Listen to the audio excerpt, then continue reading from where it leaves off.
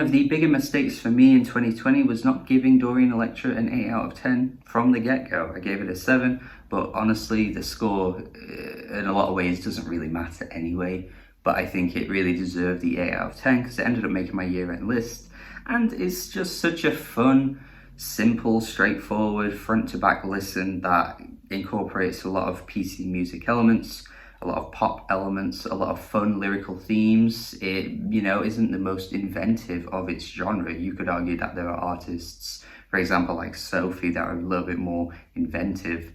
But I think it is actually one of the best of its kind. It trumps a lot of its peers, a lot of its predecessors, in my opinion. You've got your 100 gecs, you've got your Charlies, or many of the other artists that are similar in sound and style. Not to completely knock them, but I just found that Dorian was a bit more interesting with their lyrical themes. Their performances were really, really charismatic and electrifying. The bubbliness and the catchiness of that album just made it such an entertaining listen and extremely replayable too, which is why by the end of the year I was playing it that much that I couldn't really not justify putting it in my year-end list because it is that great. Now here we're at my agenda, which is slightly different. I think Dorian's image for this album is way more extreme. When you scroll through their Instagram, they're certainly going for even more shock value than they were before. I think with their images, the photography, I think depending on what you're into, you could absolutely love that kind of thing,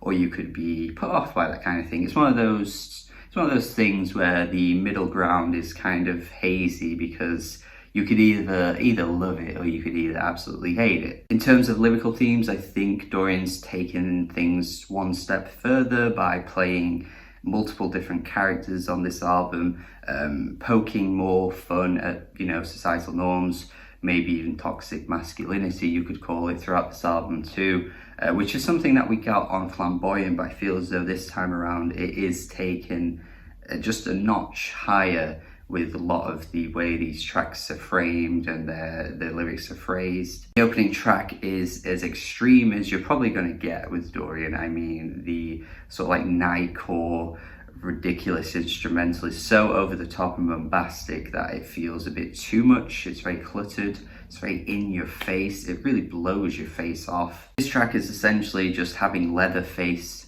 right in your face, with his chainsaw swinging all over the place, and you're just like,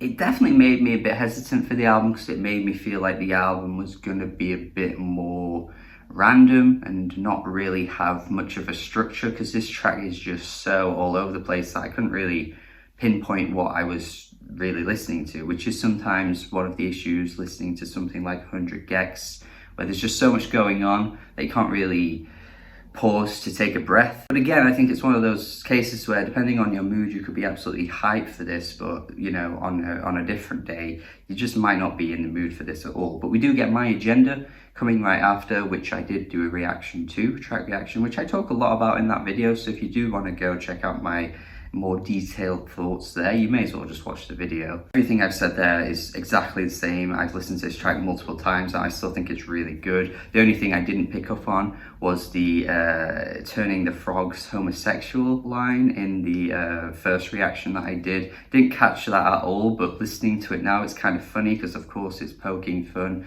The Alex Jones meme, the turning the frogs gay. They're turning the frogs gay! Which is one of the first sort of clues to this album where you're gonna get lyrics that are often poking fun at like meme culture or taking memes to the extreme, and Dorian is essentially just poking fun a lot of attitudes that people have. Sorry Bro is another example of this, which sort of comes across as like the no homo anthem, where Dorian has a male friend and they're essentially being like, sorry bro, but I am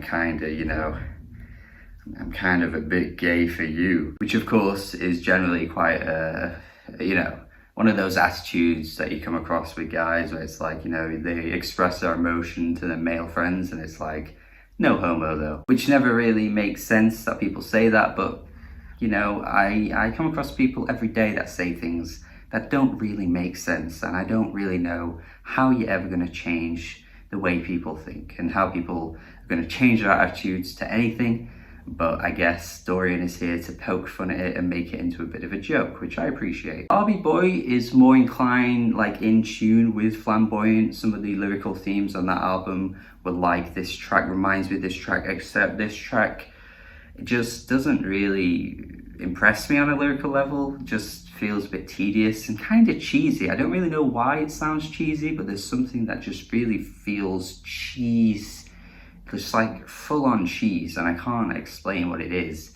But it does feel like a bit of a B-Tech version of something that would land on Flamboyant, because those tracks were way catchier, way on point, had a way better chorus, and this track just feels like a bit of a leftover from those kinds of songs. Because when you have this in the midst of tracks like My Agenda and Edgelord, which have really clear-cut lyrical themes, and Edgelord is pretty funny in the way that Dorian's playing that character of being like an edgy dude, just saying anything, and you know, like, I'm so cool because I'm so edgy and I'll just go on the internet, I'll go on 4chan and type whatever I want, which is, I think, a pretty funny lyrical theme, even if it doesn't necessarily say a lot. But I think if you're aware of the type of person that Dorian is playing, like, you have to have scrolled through many pages of the internet. You've probably had to waste a lot of your life online to really understand what this track is going for, which is kind of sad. But when you understand it, you do get it. And the Rebecca Black feature as well is pretty cool. Honestly, Rebecca sounded a bit like Charlie on this song. It really could fit on a Charlie album and you really wouldn't properly know. Tracks like Gentleman and Milady are super fun in the way that they're,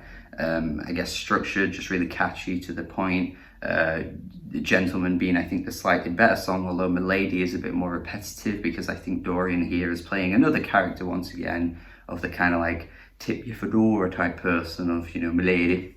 Milady is amazing. Milady only goes to men who have perfect faces. Just one thing I do appreciate about this album, where Dorian's just not really, you know, holding back with anything. Dorian's willing to play a character on near enough everything and make references to all kinds of things. And again, I think if you're in tune with that, you would appreciate this album way more than if you just stuck this on and you had no idea what any of these songs were really about. At least with some tracks as well, where the music's really fun and engaging, you can kind of just tune out the lyrics anyway and just have a fun time, because Dorian's always performing at a level that's just really exciting and animated and weird.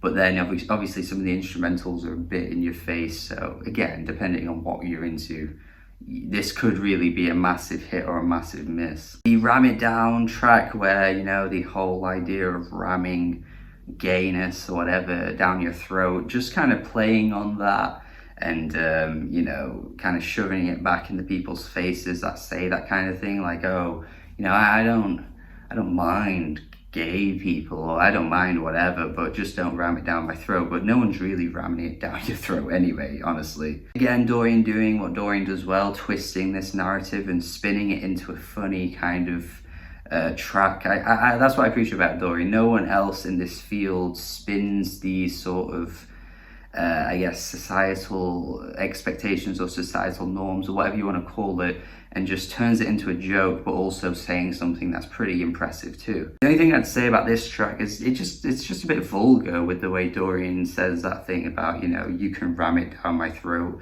and, you know, I'll take it, you know. Dorian doesn't say it quite like that, but it's that sort of like, you know, oh, I'll have it down my throat because I'm okay with it.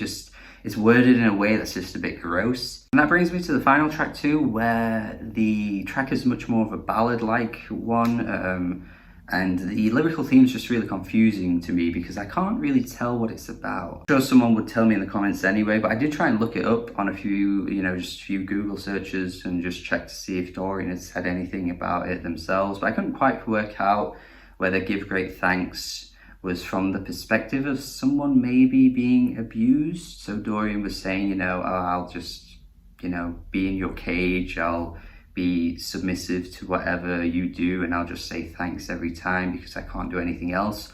Or it's more of a consensual thing where Dorian is like playing, again, a submissive role maybe, and just happily being under control, because that's part of the lyrics as well.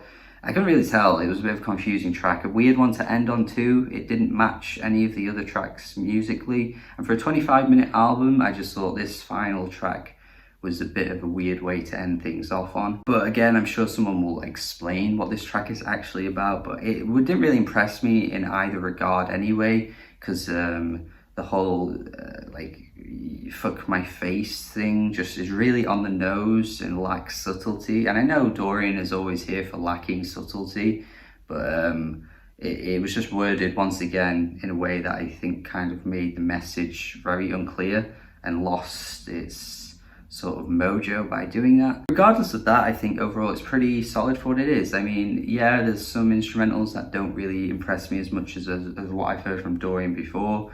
Some of the lyrical themes are a bit shaky at points, but often they're really on point and really fun and done in a way that's really clever.